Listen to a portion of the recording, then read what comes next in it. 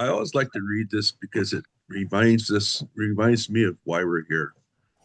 Um, it was started following September 11th, 2001, when a group of Los Angeles religious leaders came together to seek an alternative to the fear-mongering and vengefulness sweeping much of our nation. ICUJP believes religious communities must stop blessing war and violence. All of our peace workers are committed to the four core ICUJP principles.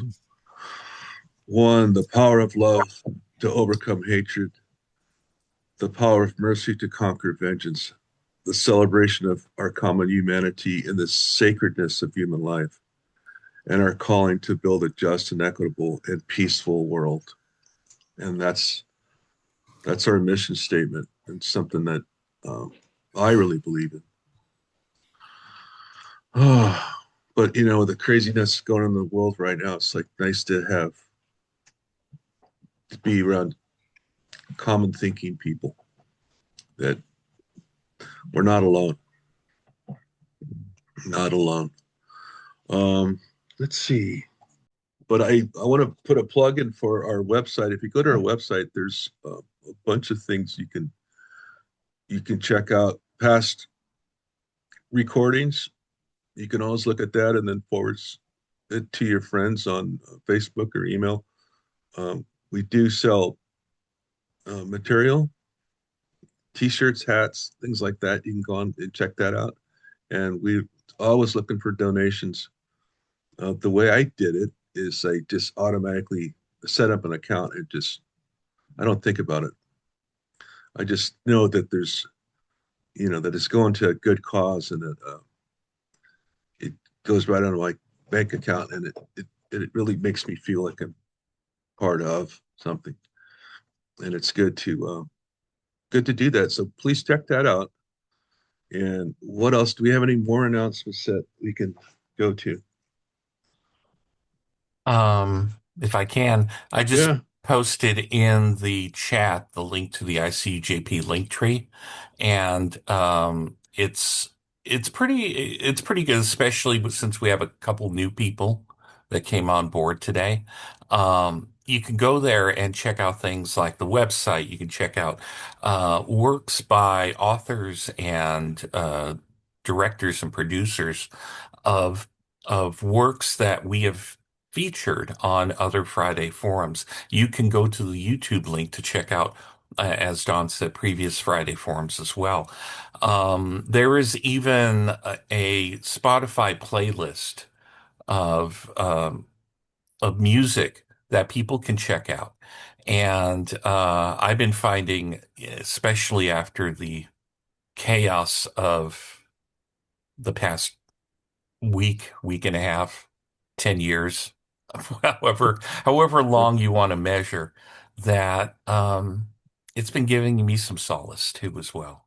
I want to credit Anthony Manousis with bringing the work of Erica Chenoweth to this group years ago. And she is now being interviewed, cited as a visionary in terms of her analysis of when a democratic society can mobilize and shift public opinion. Anthony, would you just take a minute or so and explain what her research showed and how applicable it is to today? Yeah, I think what was interesting about her work is that she did extensive research comparing the effectiveness of nonviolent change movements with violent change movements.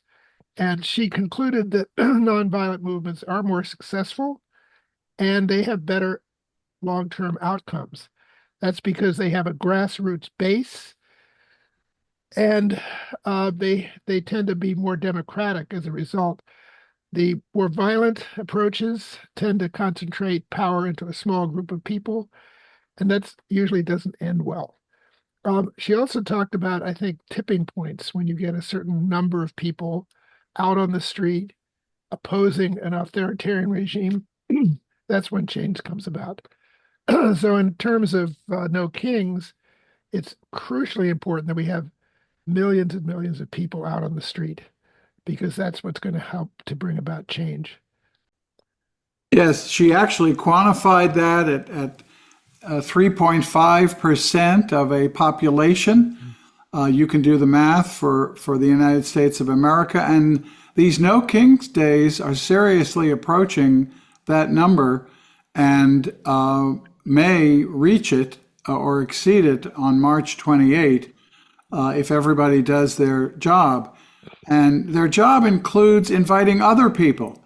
We've all experienced the solidarity, the emotional impact of standing, marching, rallying with like-minded people to defend democracy and resist this current regime. And some people are feeling despair, hopelessness, powerlessness, and those are exactly the people we need to get off their couch if they're physically able and join these rallies. There's a whole menu of ways people can be active. And if you do have any physical limitations, there are phone banks and contacting your elected officials and signing petitions and making signs for other people. So I think really no one has an excuse not to be active, not to do something, and especially when these major events coalesce like March 28. And I want to preview that May 1st is already shaping up as the next action day where there will be a general strike and general boycott on going to work, going to school, making any purchases, to demonstrate across the country the immense power that we the people have in these moments. And now even more so as we face a devastating war against Iran. So I think that's important work, and you all know that ICUJP has been at this for those 25 years. Steve, Thank what was you. the date of that April? Did you say April strike?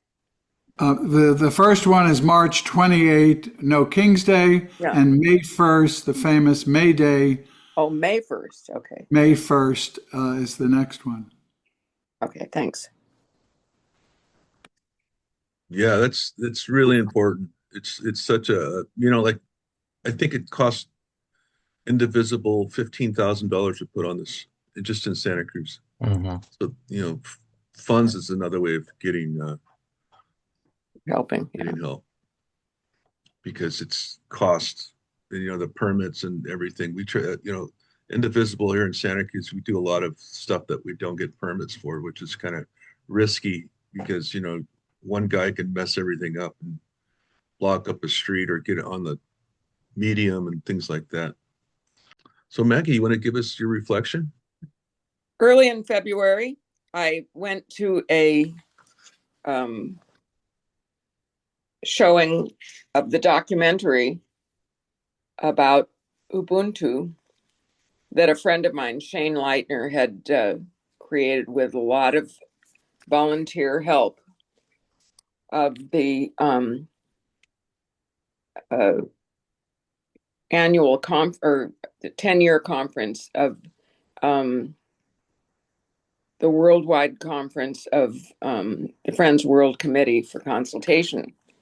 And the basic message of that conference was that we're not separate, we are interconnected, and without you, there is no me. I am because we are, is the summary of what Ubuntu is. And there's a philosophical parable that an anthropologist proposed, a game to children in an African tribe. I don't know if this really happened, but it explains Ubuntu very clearly to me. A basket of fruit was placed near a tree, and the children were told that whoever reaches it first would win all the fruit. Instead of racing individually to the basket, The children took each other's hands and ran together as a group and sat down together and enjoyed the fruit as a community. And the children were asked, why was that? They said, how can one of us be happy if all the others are sad? I've always felt that way about competitive sports, that they're very painful for somebody like me who doesn't run as fast. But some of the basic values of Ubuntu is that interconnectedness, the humaneness, gentleness, hospitality, empathy, deep kindness, friendliness, generosity, vulnerability. And some of the people who wrote about Ubuntu were Nelson Mandela and Bishop Tutu. I think it's very interreligious. I know that some of the ideas were claimed to be Christian ideas, but I think that all religions have a respect for those values. The interconnectiveness is a big part of it. It's community over individualism, respect and dignity, restorative justice, and empathic connection. One of the things that I've been able to participate in when my nephew, Carl, who is a chaplain, a brilliant and talented person, was in a terrible motorcycle accident about 2.5 years ago. And for days, we didn't know if he was going to live, and he was in a coma, maybe weeks or even a couple of months. And as a community, his friends and many of the Quakers in that community, including me, began gathering in prayer in a group. Most of it quiet, but some very profound ideas come out of that silence and love. And he is breathing and able to walk and able to. He's volunteering now in a chaplaincy position, and he is being healed. And I feel that it's not. It's the community gathering, very similar to what we do. I feel it's a support group that I must have. I look forward to this because I do know several people. Everybody I know is a Democrat except for one person, but it's deeper than that. That believes in nonviolent change, and so this group is a definite support group that I'm always going to need as long as I'm wanting peaceful, loving relationships, especially regarding war. I thought I immediately started wanting to get a poster that, enlarged poster that says "War is not the answer" for my next demonstration. And I guess on the other side, I would have a big heart and say "Love is the answer." So at one of those gatherings that I was talking about for my healing of my dear nephew, somebody started to pray this, and I frantically wrote it down, and I couldn't write fast enough, so she sent me a copy of it. And it's a prayer for hope, which I think is the thing we all need. It's so devastating that this cycle of continually using war, lies, misinformation, just how many times is it going to go around? You know, Vietnam, civil rights, all these things that happened in my lifetime. And it's just incredible that we have to rekindle that fire. But this is the prayer for hope. May you be well. May I be well. May compassion flourish in unusual places. May spirit weave our hearts together, so in our listening, we birth the new. May your day be filled with love. Thank you. That was very good. Thank you so much. I don't know why you were nervous before, because you did a great job. Well, when I saw all of you, I was able to not be nervous. Thank you. I love that 2-letter pronoun, we. And I love that. We had a couple of minutes before our speaker joins, and Rick, you had a video you're going to show us, and I was wondering if you have time to do that. Yes. Sanctuary City is the biggest lie being sold to you right now. Hey everyone, I'm Hamid. Do you know about the information sharing environment? In reality, it's a stalker state, a pipeline to deportation. I'm with Stop LAPD Spying Coalition, and we're going to talk to you about how the Sanctuary City is a myth. Primarily with the goal to criminalize, millions of data points are constantly being gathered, and the state is fabricating stories about us with that data.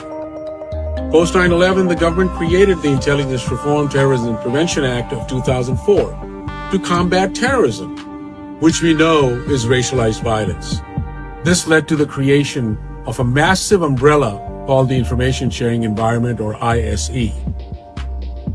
The information sharing environment is where information is gathered, stored, and shared between federal, state, and local law enforcement agencies, private corporations, social media companies, international entities, and much more. Our data is constantly moving and being streamed 24/7. This means that information is constantly flowing between the Los Angeles Police Department, local law enforcement, and immigration and customs information. And this information is directly facilitating mass deportation. And this is hardly a sliver of how vast the stalker state really is. Stay tuned to learn more on how. Join us for our weekly community meeting to fight back. Thank you.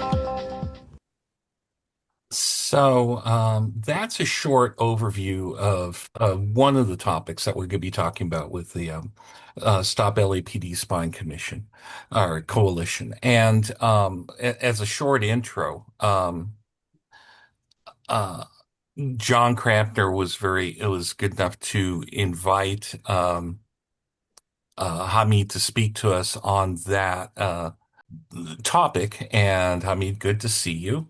And yeah, I'm Rick. I'm the guy that's been bugging you. I bug the other people here, so it's just a way of welcoming you. It's such an honor. And Well, I'll follow John. I just want to welcome Hamid Khan. Hamid and I go back. Virtually the entire history of ICUJP overlaps with Hamid's work, his tenacity and his vision in seeing the threat that LAPD, in combination with the federal government, as well as, frankly, the Israeli government, in borrowing tactics and resources from them. He's just been a pillar of civil liberties in Los Angeles. And when I saw this scheduled, I was so thrilled that he would be joining us. Hamid Khan is the founder of the Stop LAPD Spying Coalition, which has won a number of landmark court cases on behalf of the minority communities it fights for. Its work is known for advocacy against predictive policing programs, and in 2020, the Los Angeles Police Department announced an end to all predictive policing programs. The MIT Technology Review, and I will, yes? The MIT Technology Review, which I will shortly post a link to, has called him a controversial figure, noting, for example, that he has turned down partnerships with groups like the Electronic Frontier Foundation, a group that I happen to be a member of, because of its emphasis on reform rather than abolition. He's a staunch advocate for the Fourth Amendment, and in particular, the people of color, whose rights are the first to be violated by the growth of the surveillance state. Thank you. Thank you very much. And it's such a pleasure to be here. And yes, Steve shared some history as well. And I think it goes back to right after 9/11 when I was the executive director of South Asian Network and NCR's program, and we invited Steve to do a town hall with the community in Artesia as well. And then I remember just so a little bit about myself. I've been organizing in LA for about 40 years. Helped start the South Asian Network, a community-based organization primarily focusing on the South Asian immigrant population from India, Pakistan, Sri Lanka, Bangladesh. Originally, I was born and raised in Pakistan. I migrated to the US in the late 1970s. And then in the mid 2000, helped to start the Los Angeles Taxi Workers Alliance, working with the how that whole it's been called sweatshops on wheels. Basically, the industry in Los Angeles, and again, the city of Los Angeles being deeply complicit by with that, since they're the ones who control all the licensing, and this is a public utility. And then in 2010, I transitioned out of South Asian Network and helped start in 2011 the Stop LAPD Spying Coalition. And again, one of my first presentations was at ICUJP down at the church in on Wilshire. So just and then that space, along with all the anti-war stuff and all of that. So the partnership goes back many, many, many years. So today, I just wanted to briefly speak about this fight that we have launched around the LAPD's license plate readers data collection. So I'm going to do a quick presentation, and then it'll be great for us to have a conversation that how do we fight back and shut it down. And yes, our goal has always been in a journey towards the abolition of these programs because as we have seen time and again, that reform doesn't really do anything. I'm reminded of some of our friends and comrades saying that reform is just policing in another uniform where they tweak it around. They use this language of transparency and auditing and reporting, but each one of them has money attached to it. So instead of shutting down the program, the cops keep on getting more resources for more training, for more de-escalation, for more of this thing, and for more guardrails, but the harm continues. So the our fight has been really to expose, quite frankly, the myth of sanctuary city because I mean, sanctuary is not a binary. Either it is or it's not. So, either people are protected or people are not. So I think this sort of dilly-dallying in between that while we support them over here, no, we're not going to take their mask off or enforce that. Yes, and yes, there are federal laws and all of that. So even kind of framing the laws the way they are set up creates a problem for all of us. So let me just go to this. So, just a little bit by the why the scorpions here. That is just goes back, and this is a Punjabi for the Pakistani place that I come from. So this is an anecdote that basically it means that that how we organize and what our leadership development is. So it's the joke is that five scorpions are sitting on the roadside and somebody's walking by and says that who's your leader, and then they step on anybody's tail.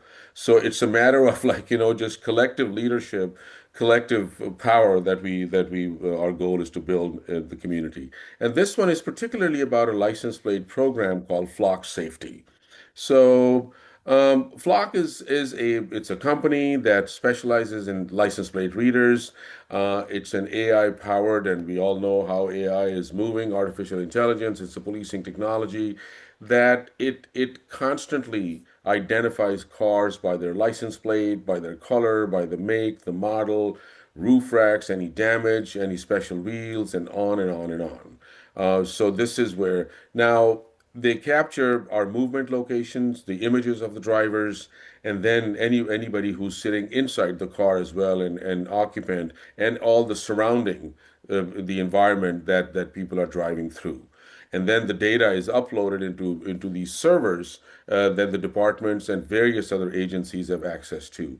So now just a quick that okay, well, how many hits do the license plate readers have?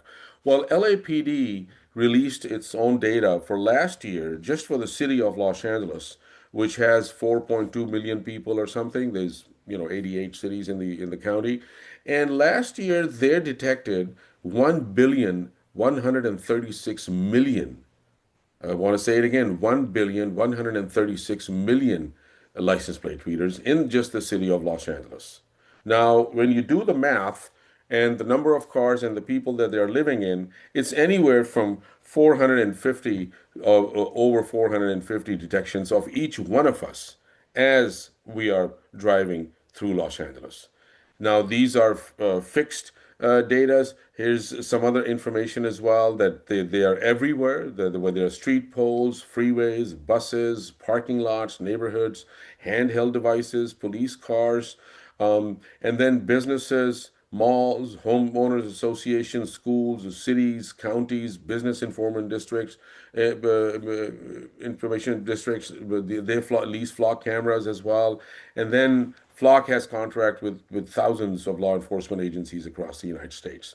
And then with Los Angeles, LAPD, they have had an active memorandum of understanding with data sharing since 2019. So, in a sense, it's a massive, massive data collection and a surveillance operation that is where, who we know, where we go, what our social life is, who we meet, what movies we watch, what restaurants we go to. So it's a massive, massive dragnet surveillance operation that is going on. And this is just a piece of the little notation from LAPD that just what we found out. And here's also what we are further investigating, that this MOU back in 2019 was signed by a captain on behalf of the whole department and behalf of the whole city. So we're also looking at that, what are the viabilities and whether these contracts were even legitimate or not. So there's a lot of underhandedness that is going on. Again, there's some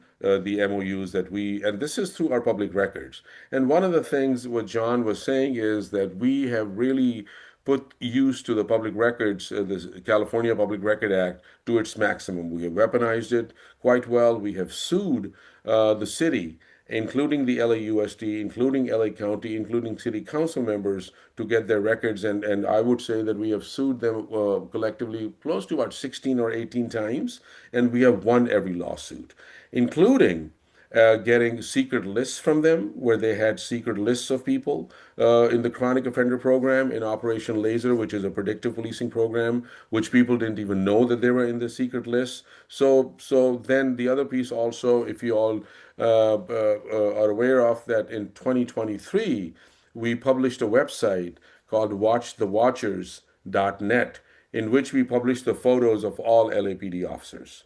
So all 9,308 LAPD officers. Is the first time in the United States that there's a website of a local police department where we have the photos of every cop, including their payroll data, which we got from the city controller for 2022, 2023, 2024, and now we're filing a public record to get the 2025, which will help us understand that where does this money go. So that's why we engage in this kind of a very clear affirmative litigation in going after and engaging in this thing. And you find out that a motorcycle cop on an average making over $210,000 just in overtime. We're looking at their pay packages in 400,000 plus numbers and a lot of that stuff. So the flock data it's being used to criminalize and expand the presumption of guilt. So now, why we say presumption of guilt? Because why are they even gathering our data? right? I mean, I'm just minding my own business. There's CCTVs, closed circuit television cameras, there's license plate readers, there's body cameras, there's social media surveillance going on, there's other types of email surveillance going on. So when you think about it, like, and this goes back to our earliest fight against suspicious activity reporting, that it's observed behavior reasonably indicative of pre-operational planning. So everybody is considered a suspect. So this whole operation is based on the presumption of guilt of each and every one of us, where then criminality is assigned and data is gathered to develop our profiles. Data is gathered and it's weaved together through these data processing companies like Palantir and Peregrine. Palantir, by the way, is owned by Peter Thiel, who is a very dear friend of Donald Trump. So, so these are the things, there's close connections where millions and millions of dollars are being paid. And then to the right, you see this portal, that this is where flock safety and the criminal justice information system, which is a federal DHS and FBI program, they can easily go and identify, because as they upload this data through that license plate reader and through the scanning of faces and then using facial recognition technology, then they start identifying people who are undocumented. So now they actually have a whole portal which is like they can go into this immigration violator section and identify, and this is what leads to the massive abduction and kidnappings of people that is going on across the United States. So that's the inquiry they can do and identify. That's why it makes it an extremely dangerous thing. This is what I was pointing to, that you can see that LAPD's own report in 2024, it's 1,132,441,520 detections per year, right? So that's over 450 detections per car in the city of Los Angeles every year. So that's the scale of, and then out of that they said that it resulted in 301,655 hits. What that means is that, okay, that these particular license plates were suspect. Now there was no convictions. There was no, I think these were just suspect license plate hits. But in order, now this is what is also called the needle in a haystack, that now in order to find, you are criminalizing everybody that surrounds us.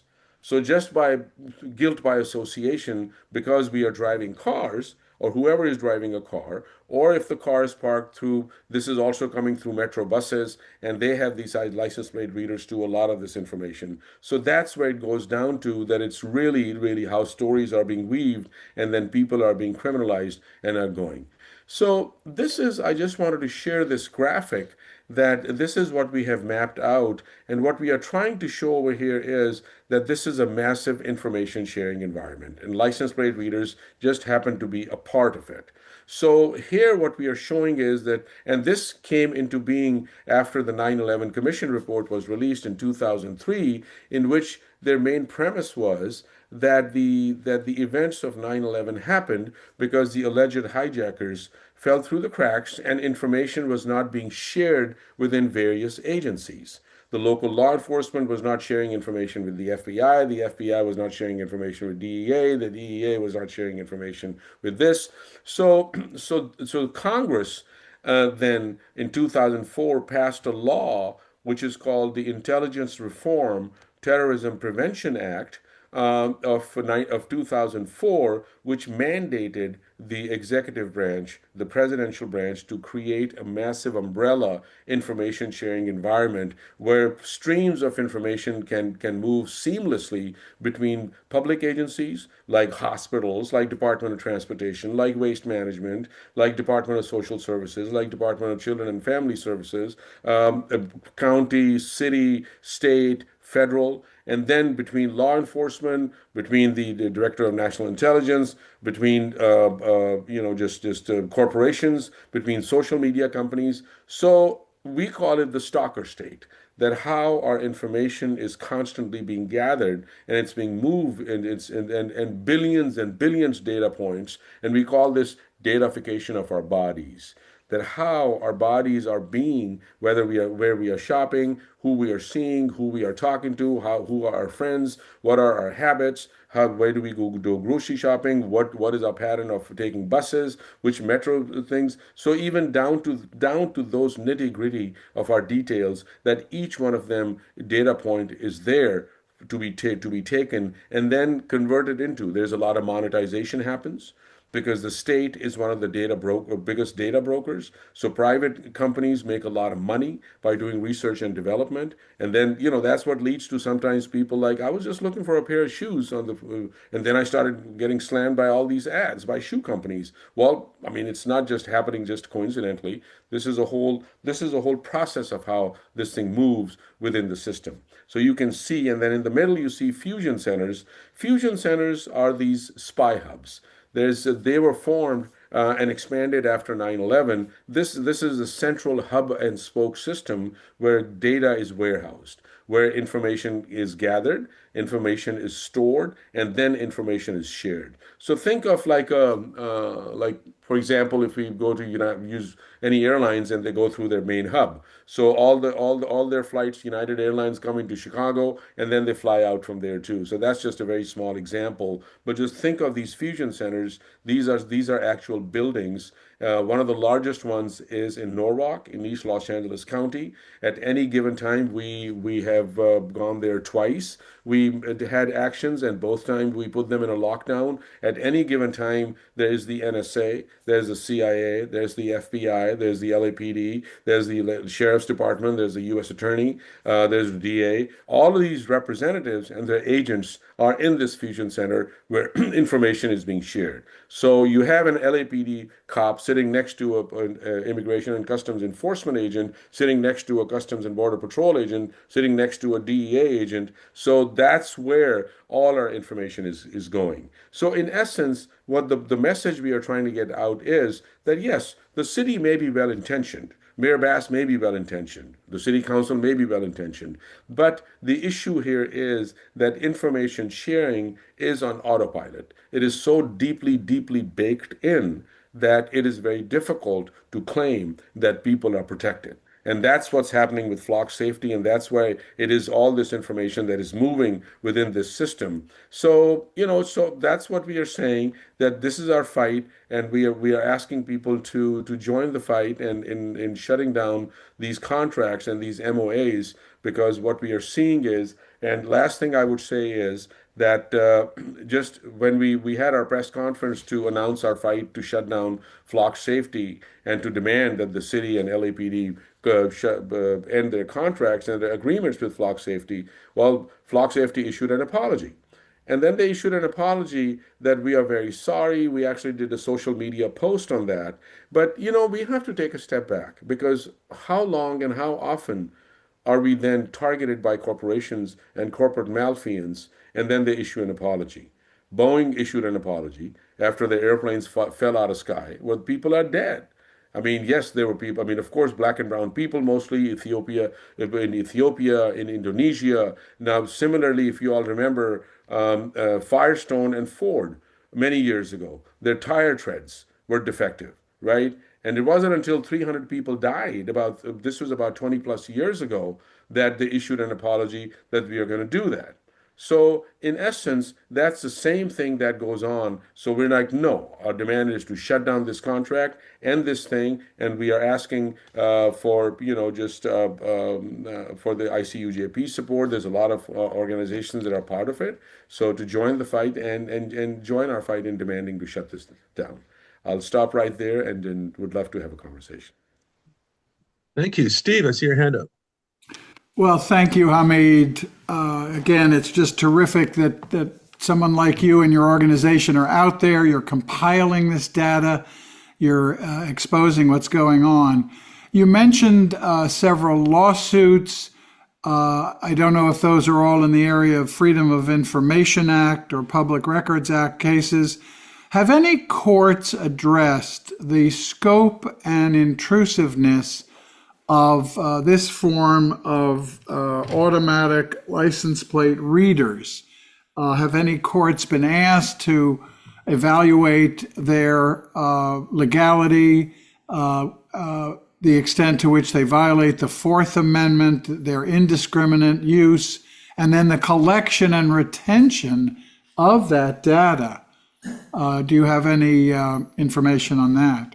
Yeah, Steve. So the first part of your question, yes, our litigation has been mostly on the using the California Public Records Act for to gather the information.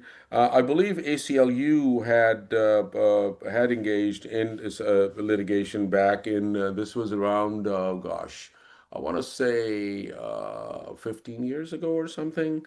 I can go back and do my homework and just send you some information. I think the question really become, and this was something that Jim Lafferty and I and had a long conversation with Urban Chemerinsky, many years ago about the cameras on the street. And at that time, Urban Chemerinsky's assessment was that there is really no claim to privacy in public air settings.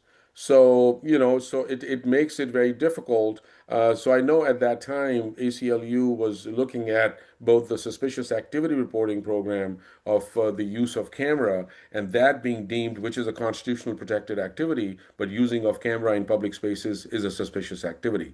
So they sued that, and the courts rejected that lawsuit. So similarly, I believe there was something on the license plate readers as well. So that's why, again, to your question, Steve, and I'll stop here, that this is that many times, we engage in litigation. So, and then it just goes round and round and it becomes even more codified as well that we have seen. So our goal is to really kind of just go to the fundamentals of this and to shut the use of these things because the harm it causes is so widespread and it's so deep that what we are seeing as a result of mass abductions, kidnappings, and deportations of people.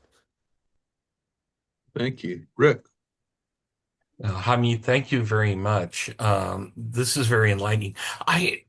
One thing that struck me, especially after John invited you and I was able to read a lot, is that there are so many videos, if you take a look on YouTube, of these people or of various police departments that are and they're arrest videos, right? And so many of them start out with a cop just coming up to somebody's car saying, I ran your plates and your license was revoked, or any number of things, or I don't see any insurance. And in a way, it's comparable to commercial fishing, just drop a big net and see what you get. Mhm. Uh, and I think that kind of thing is also economically targeted because, if you've registered, if you've registered a car, if you paid insurance, it does affect you a certain economic bracket more than other people.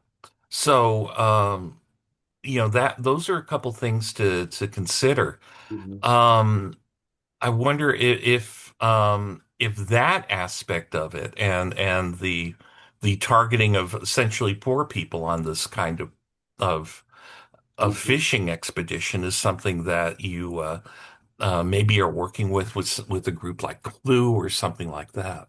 I mean, we have absolutely, and thank you for lifting that, Rick, because a few things going on. One, to like fishing expedition. I remember back in 2012, a U.S. Senate subcommittee on Homeland Security did an audit of their federal funding for these fusion centers, the center that I was talking about earlier, the spy system, and it was so revealing that this is a U.S. Senate subcommittee. This was Carl Levin, who was the senator from Michigan at that time, was a part of that subcommittee. And the findings of that subcommittee was, and they specifically quoted, that intelligence gathering at fusion centers is useless, irrelevant, outdated, duplicative, and potential violation of Privacy Act protections, right? So now, when that information was brought, and I remember that we had been saying that. So the response that the LAPD, Deputy Chief of Counterterrorism, some of you may remember Mike Downing, who was at that time the Deputy Chief, his response was that there's a lot, and I quote directly, that there's a lot of white noise, but an occasional gold nugget. So now the question is, but what is happening? So then we further did our research. What is happening to the white noise? What is happening is that the GAO, the Government Accountability Office, did their own side research and found out that all this data, whether it's white noise or whatever, is being held by the FBI for 30 years. For 30 years. And now, and this is just by law that they're doing that. So now, just like under what pretext? There was this whole incident where five young women from Brentwood, from I believe this is a Brentwood Art School. This is a few years ago. They were on a field trip from an art school, a photography field trip. They were stopped. Their information was gathered.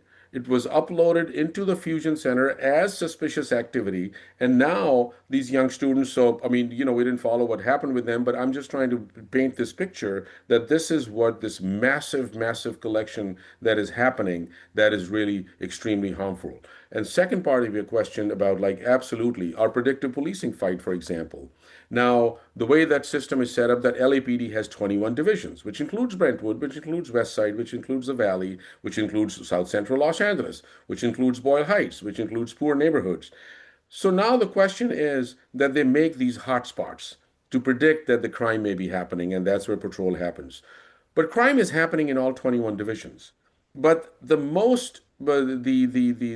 heavy-handed policing, what we found out through public records is in South Central Los Angeles, is in Skid Row, is in Boyle Heights, and even to the extent that their training posters showed at that time that Operation Laser, which is an acronym LASER, Los Angeles Strategic Extraction and Restoration System, and the reason they called it laser is that they said that we want to go like a laser-like precision of a medical doctor to remove tumors from the community, right? So, and then when we got the list of that secret list of those tumors, these were young men who were just rebuilding their lives. Majority of them happened to be black and brown young men, right, from ages of 18 and 20. But their training posters showed the South Central map of South Central Los Angeles with a laser beam going through the neighborhood and burning the. So that's the optics, and that's the mindset that they're promoting these programs as well. So you're absolutely right that that's very much. John? Yeah, John.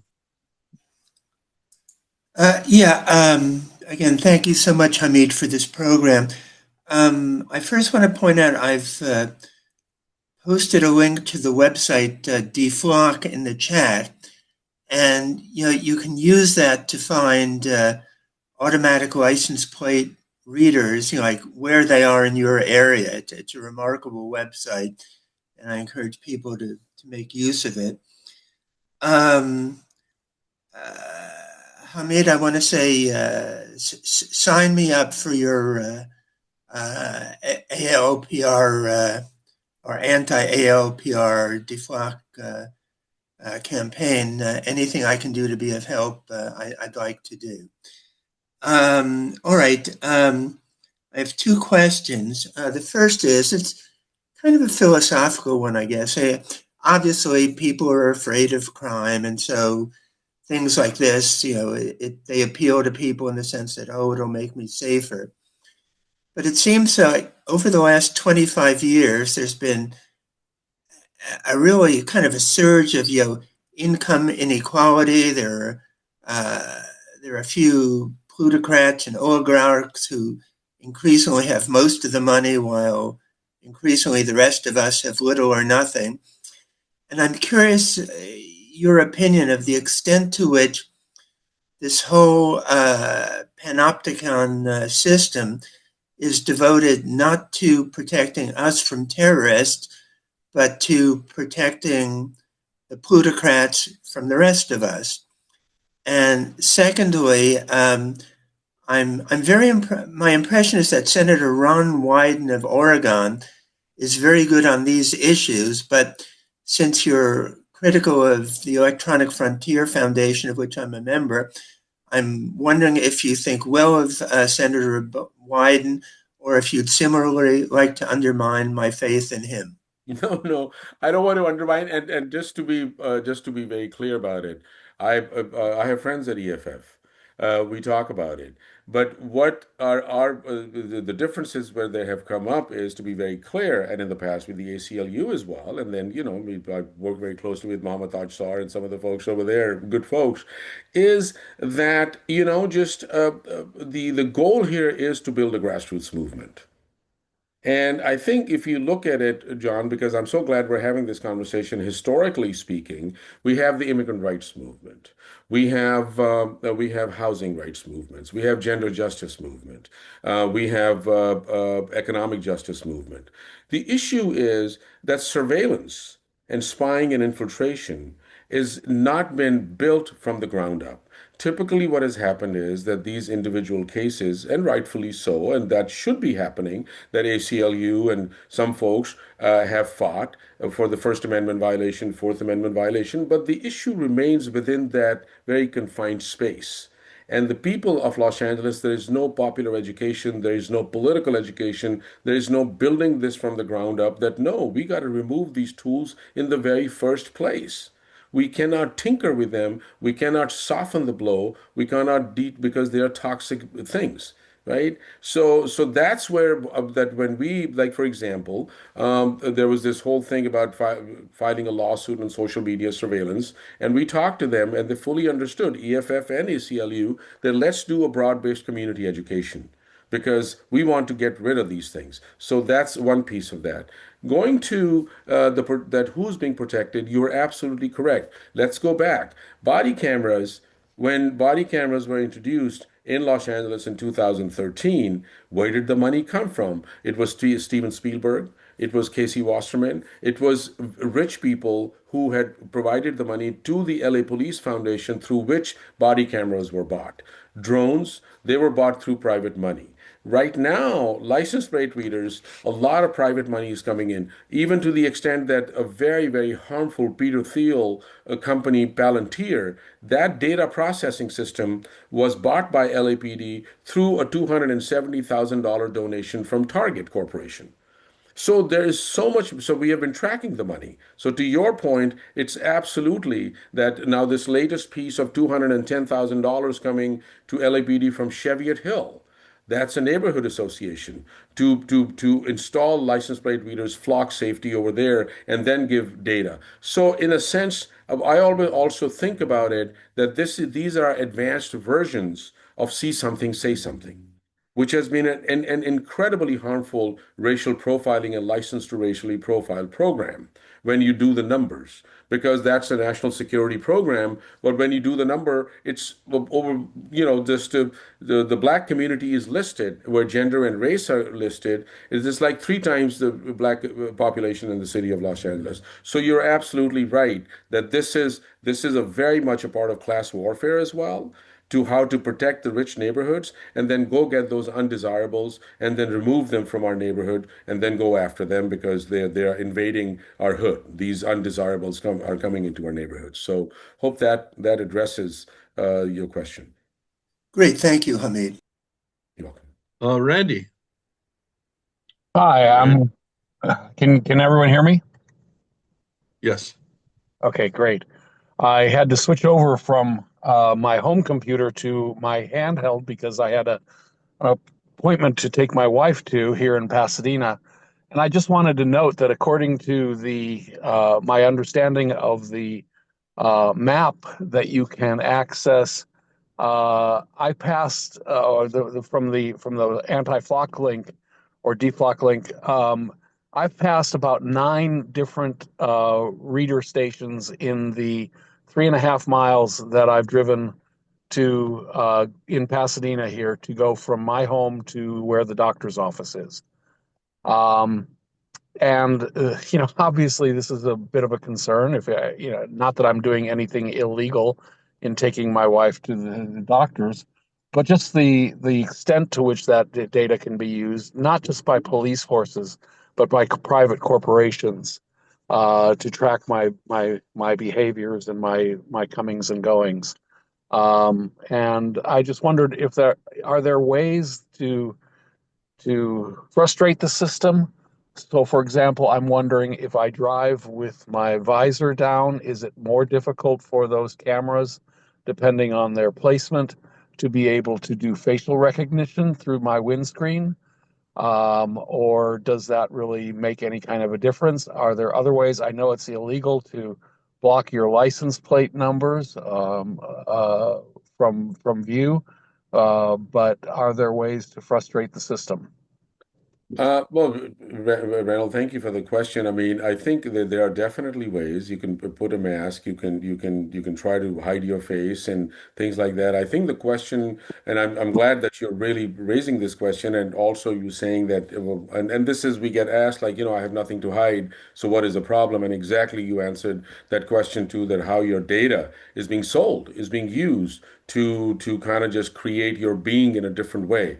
I think the again the issue here is, and I can hear the annoyance in your voice as well, and the inconvenience. Like, what the heck? Why am I being tracked, right?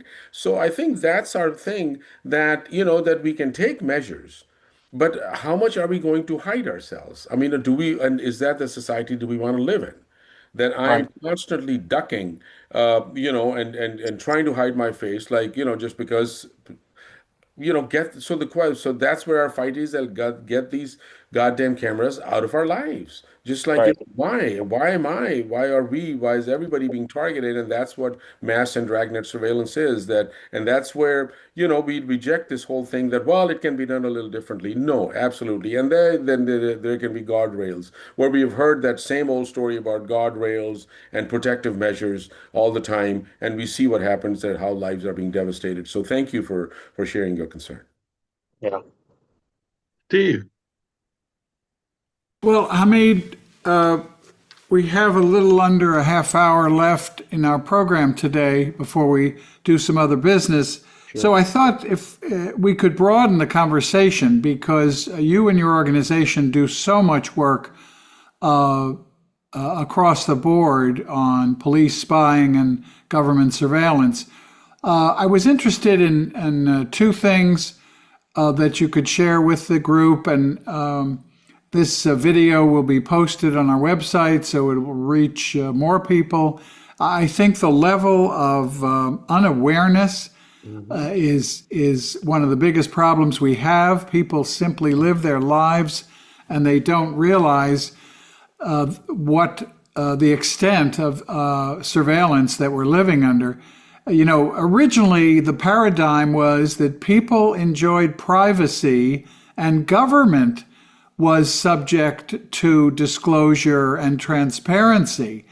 And over the last several decades that you and I have worked together, it's flipped the switch. Government is now working in secret and in hiding, and people's privacy is largely abandoned and invaded. So we flipped the story. Tell us a little more about fusion centers and the threat that they pose to us. And I mentioned it in welcoming you that police departments around the country at great expense have sent their representatives to Israel to be trained in Israel's approach to surveillance. And then they bring those techniques back home. I know the LAPD has spent tens of thousands of dollars on this. And I'm not sure most Americans know of that ominous partnership. So if you can give us some comments on both those topics. Yes, yes, yes, absolutely. So fusion centers, starting with that, Steve, that's those, as I was saying, those are massive, massive undertakings, where, in essence, what happens is, so like I said, there's 85 or so around the country. There are six in California. Los Angeles, the one in Norwalk, covers six counties: Los Angeles, Orange County, San Bernardino, Ventura, Riverside, and I believe there's another one. San Diego and southern part has its own fusion center. Central California has its own. Northern California has its own, and there's like two more in California. And this is where this is again a centralized system where there's massive databases in which Palantir is central. Last we checked was that there were around over 300 different platforms of data collection where all information is coming in, and then it's being farmed out. So 18,000 local law enforcement agencies, the whole correction system, the all the federal agencies, all the state agencies, whether they are public agencies, whether they are law enforcement, they are all a part of this information sharing environment, and they gather and store and share this information, which is being used and farmed out at all times. So it's a massive spy center. That's what it is.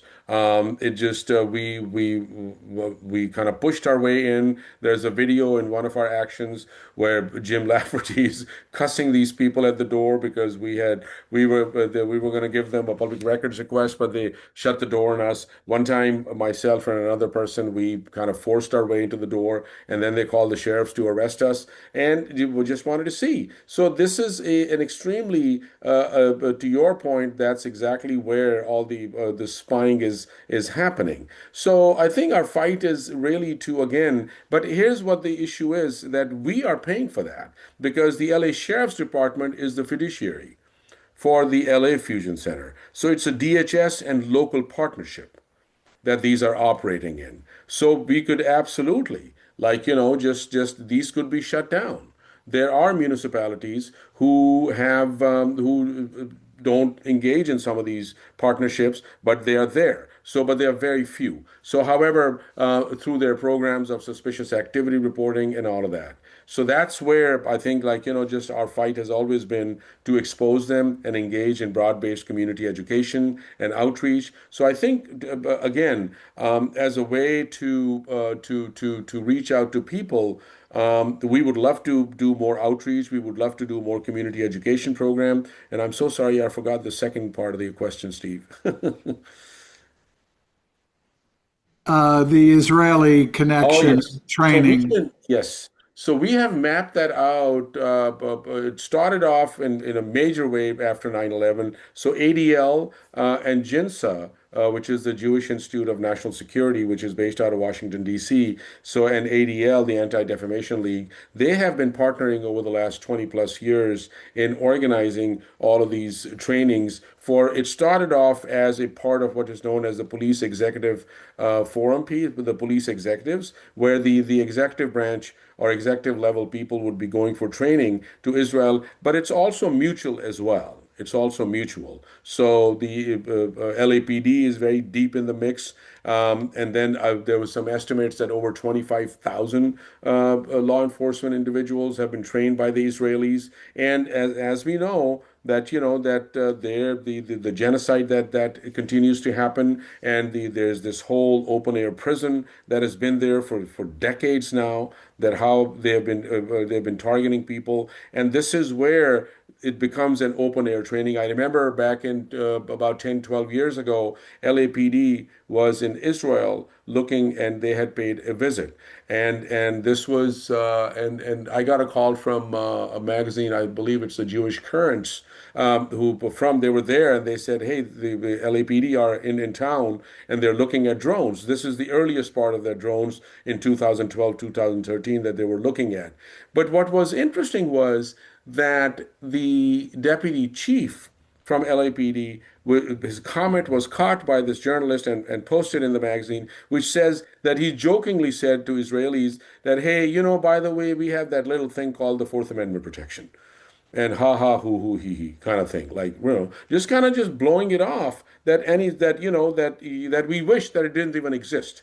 So, and then we would be able to completely serve. And but in essence, what he was saying was that we constantly circumvent that to the best of our ability, but it's still a pain in the side. So I think, in a sense, that there are lessons to be learned, at least for us as organizers, that why do we organize, and why we cannot just like be sitting here silently and expecting, the law to protect us, because these are the lawmakers' law, the law, and it's the enforcers who are supposed to enforce the law. However, how when they are constantly violating that, when they are constantly circumventing that, when they are constantly knowingly, like, just why are programs shut down, and why, just like, and they know that the harm that they have caused, they know that the constitutional violations that are going on. So that's why it is critical for us to build this fight from the ground up and do this massive community education and political education, that why this surveillance state. And of course, I mean, I go back and think that the current moment that we are in is reminding me of 9/11, immediately after 9/11, because then you have is NSM 17, these directives that are coming from the highest points. You see Pam Bondi on a complete, like a crusade, just going after people, how protesters are being, so even protesting, like, the ICE watchers, recently two young women who were basically, streaming their pursuit of the following ICE agents to see where they're going to do a raid. So, these are the things, and somebody mentioned that, and it is class warfare. I'll just say that it's very directly class warfare, because they are afraid of us. They are threatened by us, because people are fighting back. How long are people going to live in misery? How long are people going to live in extreme poverty? And because being based in Skid Row, that's where Stop LAPD Spying is based out of, at Los Angeles Community Action Network. We see that that's the communities that we work with. We see it every day, that how harm is taking place over there. The flip side, when we talk to our families and friends and others, you know, they'll say to us, take that example recently of Savannah Guthrie, her mother Nancy. It's just one headline grabbing example, and all kinds of surveillance footage is used. And the police and law enforcement will pride themselves and boast that they can use cameras everywhere to fight crime, to find suspects. And when you talk to average folks who don't feel they're doing anything wrong, and they don't feel impacted by flock and cameras everywhere, how do you talk to audiences to emphasize the importance of our own privacy, of how surveillance gets out of whack, and how, in large measure, it's inefficient. It's finding a needle in a haystack at great expense and at a great toll to Americans. But how do you talk to audiences and others that raise those kinds of concerns? Don't we need surveillance to keep us safe? Right. That's a great question, Steve. And I think it also depends on the audience as well, as to, and there are some audiences that you can't just break through because that's just like, so, but I would say that over 80%, 90% of the times, I have my own family members as well, and friends and other people as well, that I have nothing to hide. I just like, and this is what's going on. I think that there's several ways. One, that, crime investigation, and crime is nothing new. This has been going on, forever. So technology has come in over the last 30, 40 years, that technology has been deployed, and to this extent of massive technology and surveillance mechanisms have been going on for the last 20 years. So now, in essence, if we were to look at it, that was crime not being solved, was crime not being investigated before technology existed, before CCTV cameras? Yes, okay. So now the question then becomes that, okay, then the answer is, well, it can do it in a much faster way. Well, I would also go back to it, that and how, what do we mean by that? With Savannah Guthrie's mom, how long has her mom been missing?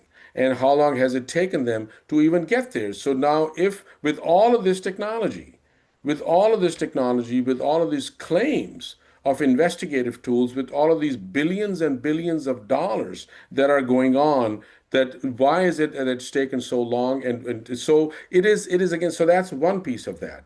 And then we start talking about now, let's see that you are in the neighborhood or you're around where Savannah Guthrie's mom is, right? So all of your information, just because it happens to be there, you happen to be there, and just as Randall was saying, that that you're living your life, and all of that, your information is going into these databases as well.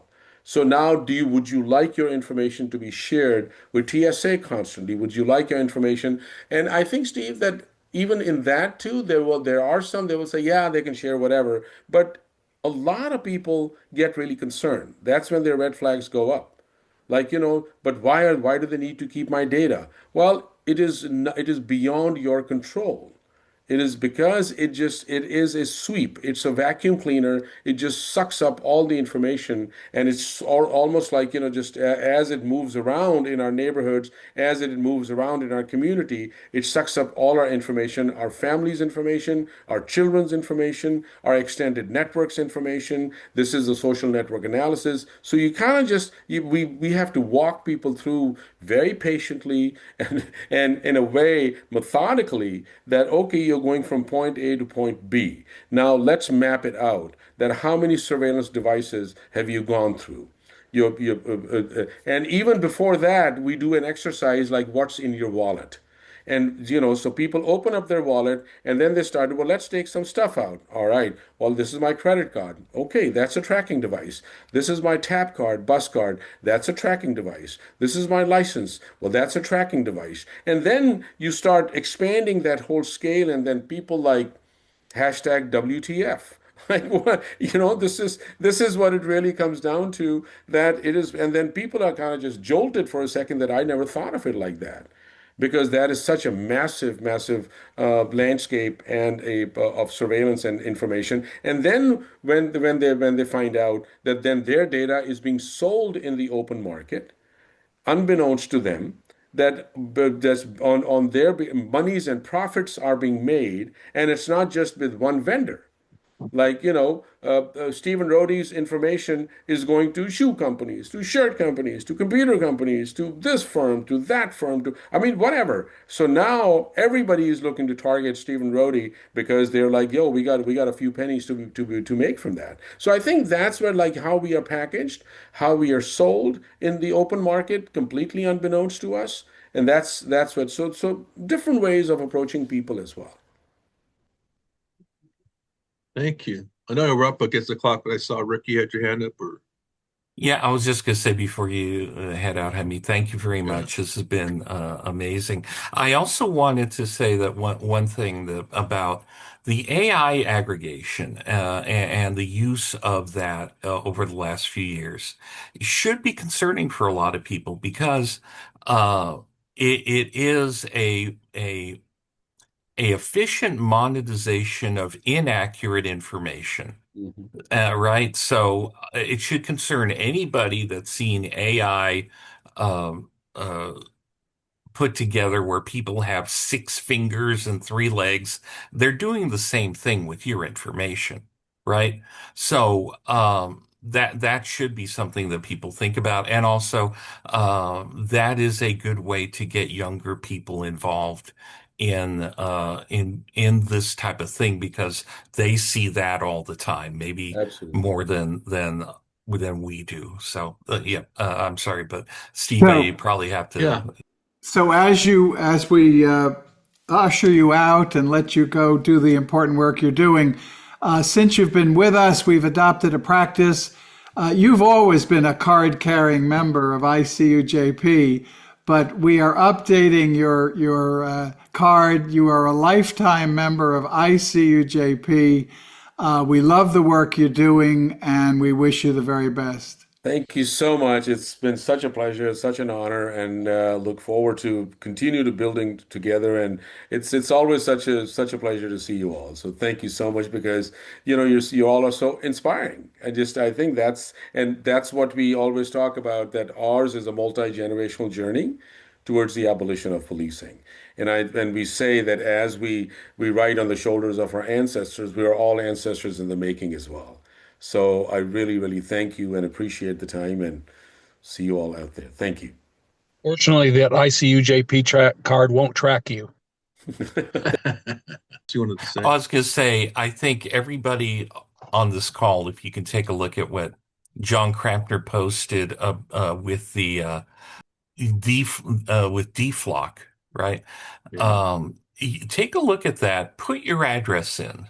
And I was just amazed that there's major construction being done in the city of Diamond Bar, where I'm at, on Diamond Bar Boulevard.